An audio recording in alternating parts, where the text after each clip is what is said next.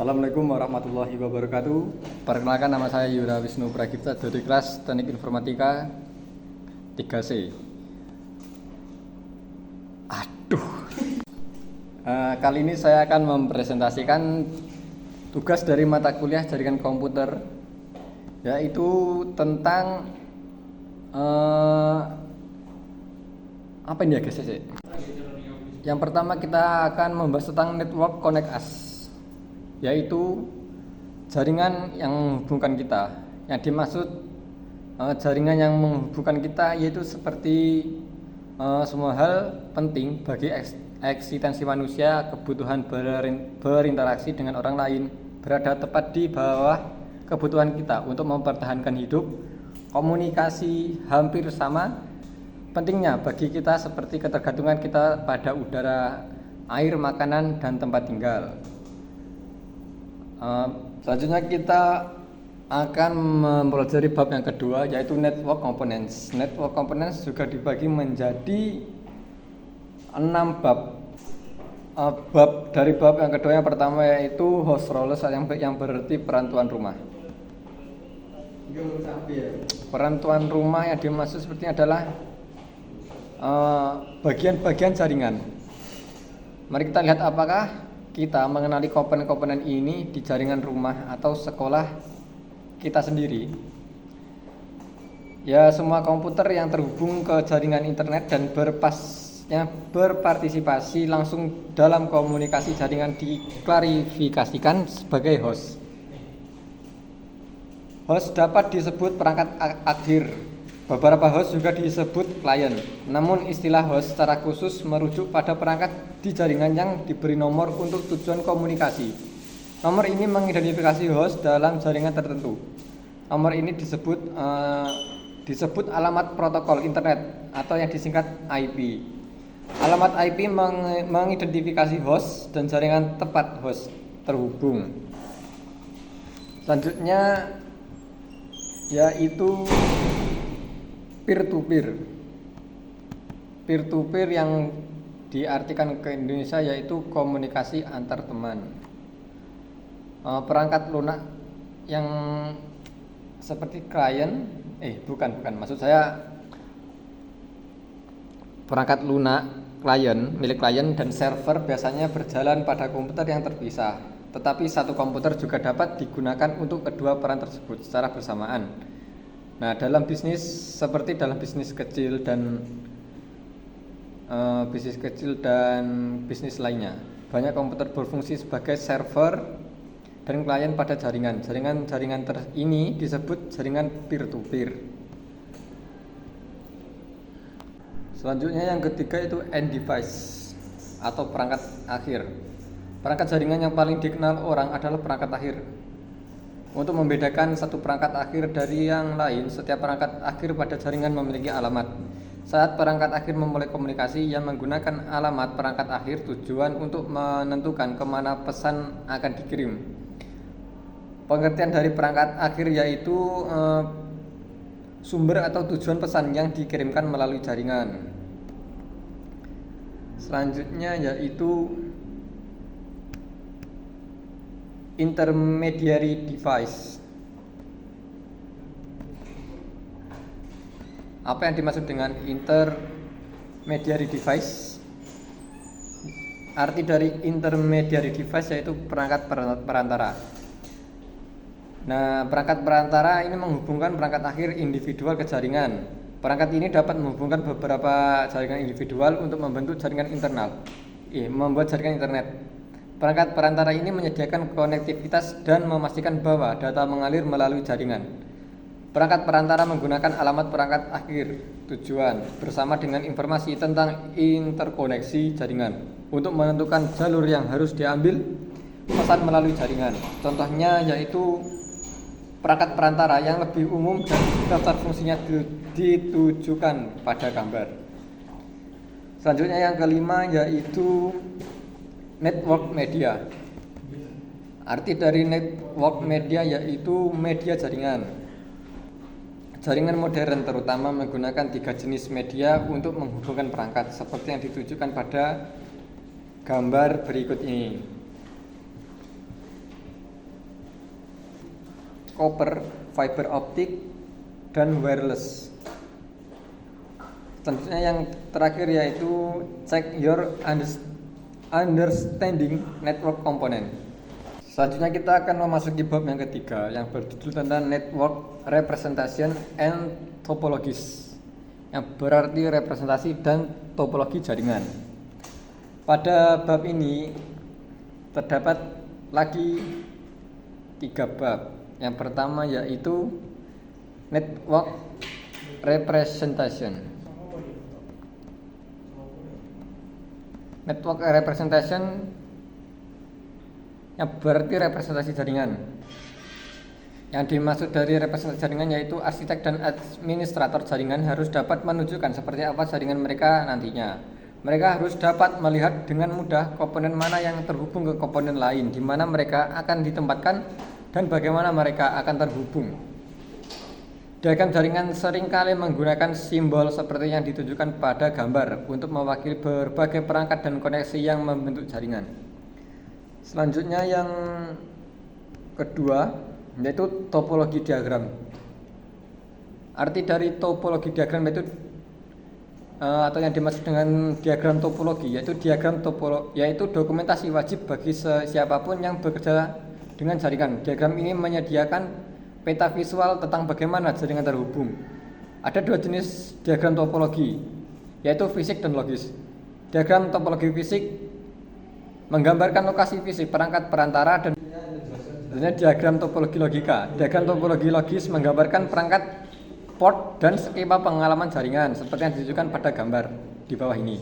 Sedangkan untuk extranet yaitu akan kita beritahu di bawah ini, yaitu perusahaan yang menyediakan akses ke pemasok dan kontraktor luar, sebuah rumah sakit yang menyediakan sistem pemesanan bagi dokter sehingga mereka dapat membuat janji temu untuk pasien mereka. Kantor pendidikan setempat yang menyediakan informasi anggaran dan personel kepada sekolah-sekolah di distriknya. Selanjutnya kita akan memasuki bab yang kelima. Pada bab kelima ini kita akan mempelajari tentang internet connection, yang berarti koneksi internet. Yang pertama itu ada internet access technologies.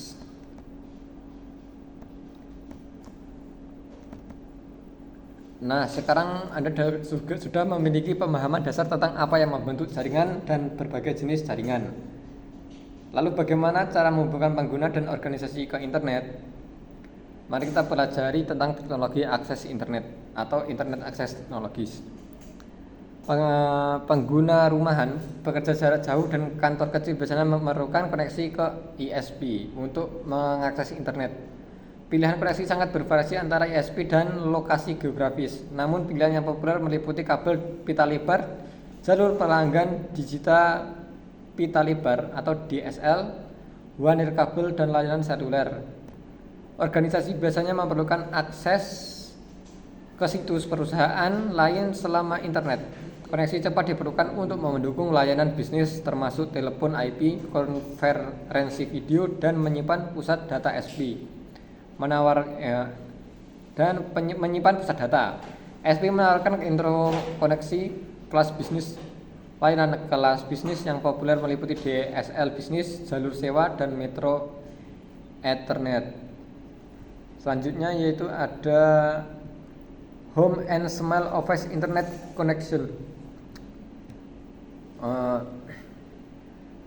Home and Small Office Internet Connection yang berarti koneksi internet rumah dan kantor kecil. Mari kita lihat gambar di bawah ini. Penjelasan dari gambar di atas yaitu ada kabel. Kabel biasanya ditawarkan oleh penyedia layanan televisi kabel.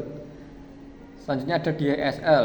DSL atau Digital Subscriber Line juga menyediakan bandwidth tinggi, ketersediaan tinggi, dan koneksi internet yang selalu aktif.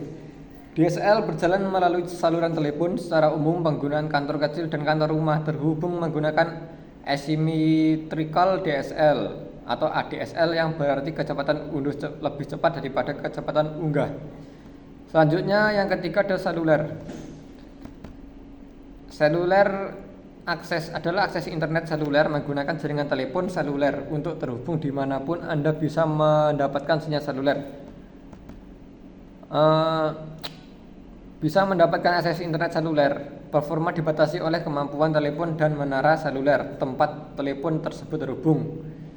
Yang keempat ada satelit. Ketersediaan akses internet satelit merupakan keuntungan di area yang tidak memiliki konektivitas internet sama sekali. Yang kelima adalah telepon dial-up, pilihan murah yang menggunakan saluran telepon dan modem apapun. Bandwidth rendah yang disediakan oleh koneksi modem dial-up tidak cukup untuk transfer atau ya maaf, ini tadi ada kendala internet. Kita lanjutkan, yaitu yang kelima adalah satelit. Layanan satelit dapat menyediakan koneksi ketika solusi kabel tidak tersedia. Selanjutnya kita akan lanjutkan, yaitu business internet connection. Selanjutnya kita akan membahas tentang the convergent network, yang berarti jaringan konvergen, atau yang dimaksud dengan jaringan terpisah tradisional. Yang dimaksud dari jaringan terpisah tradisional yaitu kita berikan contoh seperti sebuah sekolah yang dibangun 30 tahun. Saat itu beberapa ruang kelas disambungkan dengan kabel untuk jaringan data, jaringan telepon, dan jaringan video untuk televisi. Jaringan-jaringan terpisah ini tidak dapat saling terkomunikasi. Setiap jaringan menggunakan teknologi yang berbeda untuk menyalurkan sinyal komunikasi. Setiap jaringan memiliki seperangkat aturan dan standarnya sendiri untuk memastikan keberhasilan. Kemungkinan beberapa layanan akan berjalan di beberapa jaringan. Seperti contoh pada gambar berikut. Selanjutnya yaitu Packet Tracker Network Representation. Selanjutnya kita akan memasuki bab yang ke-6 yang berjudul tentang reliable network. Reliable network yang berarti jaringan yang handal ya. Untuk yang pertama itu ada network arsitektur, atau yang dimaksud dengan jaringan arsitektur jaringan. Peran jaringan telah berubah dari jaringan yang hanya menyediakan data menjadi sistem yang memungkinkan koneksi orang, perangkat, dan informasi dalam lingkungan jaringan yang kaya media dan terkonvergensi. Agar jaringan dapat berfungsi secara efisien dan tumbuh dalam lingkungan seperti ini, jaringan harus dibangun berdasarkan arsitektur jaringan standar. Jaringan juga mendukung beberapa macam aplikasi dan layanan. Jaringan harus beroperasi melalui beberapa jenis kabel dan perangkat yang membentuk infrastruktur fisik. Istilah arsitektur jaringan dalam konteks ini yaitu mengacu pada teknologi yang mendukung infrastruktur dan layanan serta aturan terprogram atau protokol yang memindahkan data melalui jaringan. Seiring dengan berkembangnya jaringan, kami telah mempelajari bahwa ada 4 karakteristik dasar yang harus dipenuhi oleh arsitek jaringan untuk memenuhi harapan berguna, yaitu toleransi kesalahan, yang kedua skalabilitas, yang ketiga kualitas layanan, yang keempat adalah keamanan. Kita lanjut ke pembahasan yaitu fault tolerance atau toleransi kesalahan. Jaringan yang toleran terhadap kesalahan adalah jaringan yang membatasi jumlah perangkat yang terpengaruh selama kegagalan. Jaringan ini dibangun untuk memungkinkan pemulihan cepat saat kegagalan tersebut terjadi. Jaringan ini bergantung pada beberapa jalur antara sumber dan tujuan pesan. Jika satu jalur gagal, pesan akan langsung dikirim melalui tautan yang berbeda memiliki beberapa jalur ke tujuan dikenal dengan redundansi. Kita lanjut ke scalability atau skabilitas. Jaringan yang dapat diskalakan berkembang dengan cepat untuk mendukung pengguna dan aplikasi baru. Hal ini dilakukan tanpa menurunkan kinerja layanan yang diakses oleh pengguna yang sudah ada. Gambar tersebut menunjukkan bagaimana jaringan baru dapat dengan mudah ditambahkan ke jaringan yang sudah ada. Jaringan ini dapat diskalakan karena perancangannya mengikuti standar dan protokol yang diterima. Hal ini memungkinkan vendor perangkat lunak dan perangkat keras untuk fokus pada peningkatan produk dan layanan tanpa harus merancang serangkaian atau baru untuk beroperasi dalam jaringan. Kita lanjut, yaitu ada quality of service atau kualitas layanan. Kualitas layanan atau QoS merupakan persyaratan jaringan yang terus meningkat saat ini. Aplikasi baru yang tersedia bagi pengguna melalui jaringan seperti transmisi suara dan video langsung menciptakan ekspektasi yang lebih tinggi terhadap kualitas layanan yang diberikan. Kita lanjutkan, yaitu ke network security atau keamanan jaringan. Pada network security atau keamanan jaringan, yaitu ada infrastruktur jaringan, layanan dan data yang terdapat pada perangkat yang terhubung ke jaringan merupakan aset pribadi dan bisnis yang penting. Administrator jaringan harus memperhatikan dua jenis masalah: keamanan jaringan, keamanan infrastruktur jaringan, dan keamanan informasi. Lalu kita akan memasuki bab yang ke-7, yaitu network trends atau yang dapat diartikan dengan tren jaringan. Tren jaringan yang pertama ada recent